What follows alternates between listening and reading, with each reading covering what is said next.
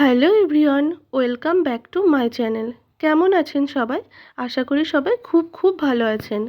নতুন দিনে নতুন একটি রেসিপিতে সবাইকে অনেক অনেক ওয়েলকাম। আজ আমি আপনাদেরকে শেয়ার করতে চলেছি রুটি, লুচি বা পরোটার সঙ্গে খাওয়ার জন্য পারফেক্ট একটা সম্পূর্ণ নিরামিষ আলুর তরকারি রেসিপি। একটু ভিন্ন স্বাদে, তবে আশা করছি আজকের রেসিপি আপনাদের ভীষণ ভালো লাগবে। চলুন তাহলে দেখে নেওয়া যাক আজকের রেসিপি। তবে রেসিপি শুরু করার আগে প্রত্যেকবারের মতো বলবো, যে সমস্ত বন্ধুরা আমার চ্যানেলে নতুন আছেন প্লিজ পুরো ভিডিওটাকে কন্টিনিউ করবেন, এটা রিকোয়েস্ট রইল। এই রেসিপি বানানোর জন্য আমি এখানে 4টে মিডিয়াম সাইজের আলুকে এভাবে ছোট টুকরো করে কেটে খুব ভালোভাবে ধুয়ে জল ঝরিয়ে নিয়ে নিয়েছি। এবার চলে যাচ্ছি মূল রেসিপিতে। তার জন্য কড়াইতে আমি অলরেডি তেল গরম করে নিয়ে তার মধ্যে কিছুটা পরিমাণ কালো জিরে এবং 2টো শুকনো লঙ্কা ফোড়নে দিয়ে দিয়েছি। ফোড়নটাকে কয়েক সেকেন্ডের জন্য একটু নাড়াচাড়া করে নিয়েছি। তারপর এর মধ্যে অ্যাড করে দিলাম হচ্ছে আলুগুলোকে। গ্যাসের ফ্লেমটাকে মিডিয়ামে রেখে আমি আলুটা 2 মিনিটের জন্য ভেজে নেব। তবে গায়ের রঙটা একদমই কিন্তু চেঞ্জ হবে না। ঠিক সেইভাবে আলুটাকে সুন্দর করে একটু 2 মিনিটের জন্য ভেজে নেব। 2 মিনিট পর এর মধ্যে আমি টমেটো অ্যাড করলাম। এখানে একটা একটু ছোট মাপের আর একটা মিডিয়াম মাপের টমেটোকে এইভাবে ছোট টুকরো করে কেটে রেখেছিলাম, তো সেই টমেটোটা অ্যাড করে দিলাম।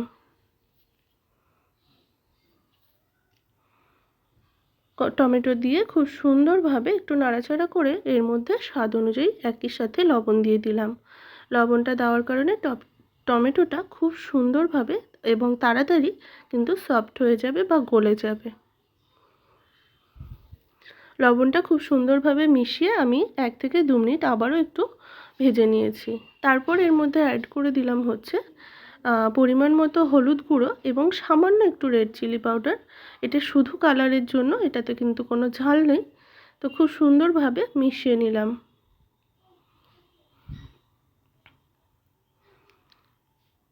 খুব সুন্দরভাবে মিশিয়ে নিয়েছি। এই পর্যায়ে এর মধ্যে আমি অ্যাড করে দিলাম 4টে থেকে 5টা চেরা কাঁচা লঙ্কা। তবে ঝালটা আপনারা আপনাদের পরিমাণ অনুযায়ী দেবেন। আমি যেহেতু আমরা একটু ঝালটা বেশি পছন্দ করি তাই ঝালটা বেশি দিয়েছি, তবে আপনারা আপনাদের পছন্দ অনুযায়ী লঙ্কাটা অ্যাড করবেন। এরপর এর মধ্যে আমি অ্যাড করে দিলাম হচ্ছে একটু উষ্ণ গরম জল। আপনারা যেমন গ্রেভি রাখবেন ঠিক সেই অনুযায়ী জলটা অ্যাড করবেন। আমি খুব বেশি পাতলা না আবার খুব বেশি ঝোল না, তো সেই জন্য আমি ঠিক এই পরিমাণ জলটা অ্যাড করেছি। এখানে ওই 2 কাপ মতো জল হবে। তো আমি ঢাকা দিয়ে 3 থেকে 4 মিনিট ফুটিয়ে নিয়েছি। 3 থেকে 4 মিনিট পর ঢাকাটা খুলে খুব সুন্দরভাবে একটু নাড়াচাড়া করে নেব আর দেখে নেব আলুটা কেমন সিদ্ধ হয়েছে। আলু কিন্তু এখনও সিদ্ধ হতে বাকি আছে, তাই আমি আবারও একটু ঢাকা দিয়ে দেবো 3 থেকে 4 মিনিটের জন্য। 3 থেকে 4 মিনিট পর দেখে নেব।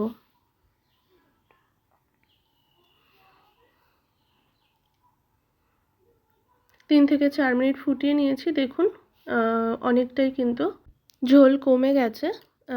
তো এরপর আমি আবারও খুব সুন্দরভাবে নাড়াচাড়া করে দেখে নেব আলুটা ঠিক কেমন সিদ্ধ হয়েছে। আলুটা কিন্তু এই সময় খুব সুন্দরভাবে সিদ্ধ হয়ে গেছে।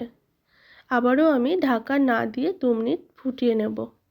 2 মিনিট পর আমি 2-1টা আলুকে এইভাবে একটু ম্যাশ করে দেবো। এতে করে এই যে ঝোলের একটা থিকনেস ব্যাপার আসবে এবং আলু আমি কয়েকটা একটু ভেঙেও দেব। এতে করে একটা গ্রেভি গ্রেভি ভাব হবে বা মাখা মাখা ভাব হবে। দেখুন একটা খুন্তির সাহায্যে ঠিক আমি এই রকমভাবে ম্যাশ করে দিচ্ছি।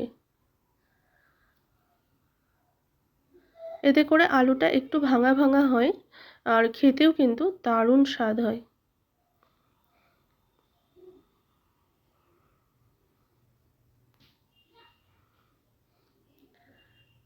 এরপর এর মধ্যে আমি অ্যাড করলাম হচ্ছে 1 চামচ মতো কাসুরি মেথি ড্রাই রোস্ট করে খুব সুন্দরভাবে গুঁড়ো করে এর মধ্যে অ্যাড করে দিলাম আর এটাকেই খুব সুন্দরভাবে মিশিয়ে নিলাম। এতে ফ্লেভারটাও যেমন সুন্দর আসে তেমনই স্বাদ হয় এই আলুর তরকারির রেসিপির। এরপর এর মধ্যে অ্যাড করলাম 1 চামচ মতো ঘি, তবে বেশি নয়, খুব সামান্য একটু 1 চামচ মতো ঘি এর মধ্যে অ্যাড করলাম।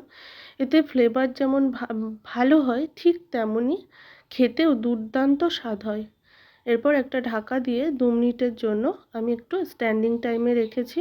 স্ট্যান্ডিং টাইমে রাখার পর দেখুন একদম সার্ভ করার জন্য একদম রেডি আমাদের আজকের রেসিপি, সম্পূর্ণ নিরামিষ আলুর তরকারি রেসিপি। খুব সিম্পল কিন্তু খেতে কিন্তু দুর্দান্ত হয়।